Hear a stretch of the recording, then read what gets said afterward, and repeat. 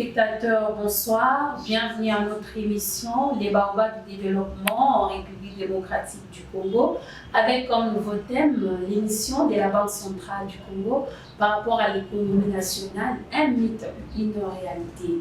Les initiatrices, présentatrices sont Mademoiselle Virginie Konyami et Madame Eunice Bomba-Pouyo. Nous avons notre invité d'honneur, M. Pacifique Raoul, et malheureusement, il est occupé, empêché.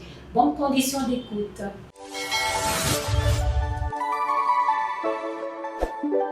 Le mission de la Banque centrale du Congo est chargée de définir et de mettre en œuvre la politique monétaire et financière du pays, dont l'objectif principal est d'assurer la stabilité du niveau général de prix.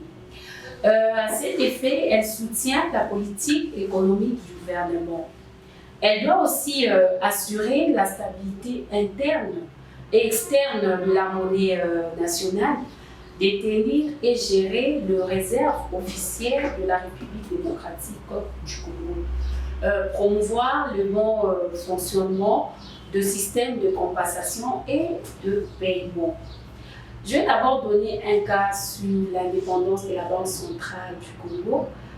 Ça date de longtemps, Mademoiselle Virginie.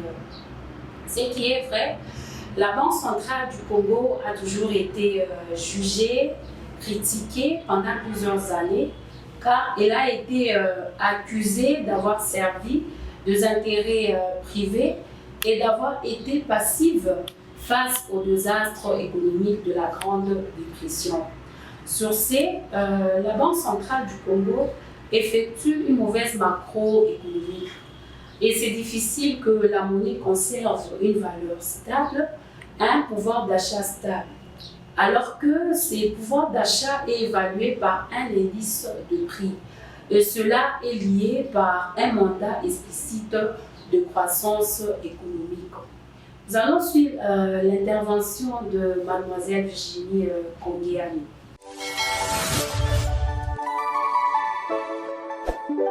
Merci de la parole, Madame Eunice. J'ai bel et bien suivi vos détails et précisions sur les missions de la Banque centrale du Congo. Pour la réalisation de ces missions fixées par la Constitution, le Constituant du 18 février a donné le pouvoir à la Banque centrale du Congo à son article 176 des jure de l'autonomie de gestion et de l'indépendance. Donc, la Banque centrale du Congo est indépendante et elle n'a pas d'autorité de tutelle. Toujours dans la réalisation de ces missions fixées par la loi organique, la Banque centrale du Congo utilise des techniques entre autres les taux de réescompte, les taux d'intérêt créditeurs et débiteurs, les avances à l'État, la politique de change et la politique de réserve obligatoire. Pour répondre à cette question, je dirais que c'est à la fois un mythe et une réalité. Une réalité, pourquoi? Une réalité parce que certaines missions s'accomplissent, bien qu'on rencontre encore certaines difficultés dans l'accomplissement de ces missions, comme le cas par exemple de la politique de réserve obligatoire. Nous avons vu que vers la fin 2015, les réserves dans la caisse de la Banque centrale du Congo sont passées de 0,1404% à plus de 20% en 2017. Et en 2017, nous avons vu que la Banque centrale du Congo a procédé de l'achat à la vente de réserves obligatoires. Et si nous faisons un décalage entre 2015 à 2024, ou une statistique sur les 10 dernières années, on voit que de 2015 à 2024, la Banque centrale du Congo a effectué un travail acceptable. Donc le travail qu'il a fait, il faut l'apprécier. Les réserves sont passées de plus de millions à milliards de francs congolais et ont même dépensé le 40% dans la caisse de la Banque centrale du Congo, comme la loi l'avait déterminé. Et nous prenons un deuxième exemple de la politique de change. Nous voyons que moi personnellement, je dirais que c'est une mission que la Banque centrale du Congo effectue avec ardeur, bien qu'elle rencontre encore certaines difficultés. La politique de change, la Banque centrale du Congo fixe le montant hebdomadairement chaque matin qui est affiché dans tous les bureaux d'échange agréés par elle. Le même montant, nous le voyons dans tous les bureaux d'échange agréés par la Banque centrale du Congo. Mais il se pose un problème de contrôle dans le chef de la Banque centrale du Congo, puisque c'est difficile d'assurer un contrôle sérieux pour la Banque centrale du Congo, étant donné que les transactions se dénouent en francs congolais et en toute autre devise étrangère selon le choix du parti au contrat. Et les dites transactions se concluent sans l'ouverture d'un compte préalable. Et dans un pays où le change manuel est accepté et est préférable, dont chaque compte de la RI par qui le veut, croyez-moi, Madame Eunice, ces contrôles est presque impraticable. C'est vraiment impraticable. Un mythe, pourquoi? Un mythe parce que certaines missions n'existent que par le livre et par les textes, mais en réalité, on ne sait pas ce que ça donne. Comme le cas, par exemple, de la stabilité économique, c'est-à-dire veiller sur la valeur intérieure et extérieure de la monnaie nationale. Qui plus loin, la loi organique a prévu une technique qu'on appelle opération Open Market. Cette opération, c'est une opération qui permet à la Banque centrale du Congo de se comporter sur le marché comme étant vendeur ou comme étant acheteur des capitaux. Mais en réalité, on ne sait pas ce que ça donne. Et la conséquence est que ça conduit à la dollarisation de l'économie. Nous vivons la dollarisation de l'économie. Ça, c'est une preuve tangible et qu'on ne peut pas en douter. Et cette dollarisation de l'économie a conduit au taux d'inflation très élevé. Et non seulement le taux d'inflation très élevé, nous voyons qu'il y a la dépression de la valeur de la monnaie nationale. Pour mettre fin à ces idées, je crois que la Banque centrale du Congo a encore de lacunes et rencontre encore beaucoup de difficultés dans la mise en œuvre effective de ces missions.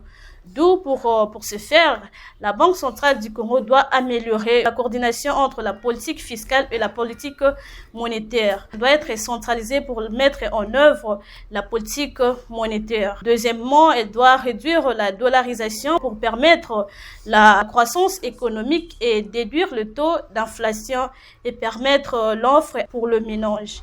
On doit aussi approuver un budget plus réaliste et crédible. On doit aussi renforcer le système bancaire et en assurer sa supervision. Je crois que je suis arrivée à la fin. Je ne vais pas vraiment traîner là-dessus vu qu'on a notre invité du jour. Sachant que c'est un expert en la matière, je crois qu'il va nous en dire mieux et plus. Merci.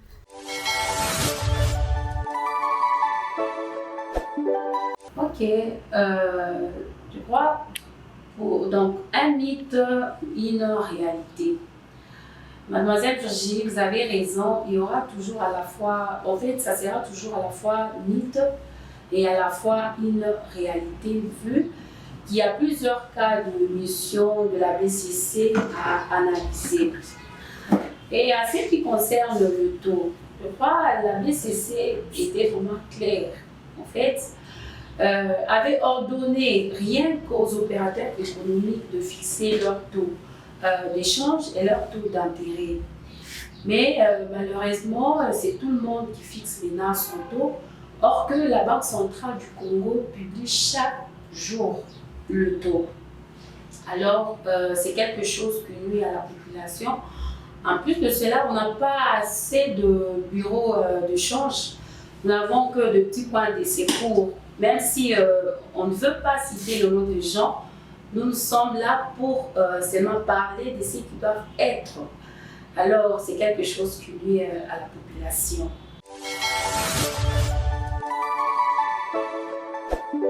Je crois pour une conclusion,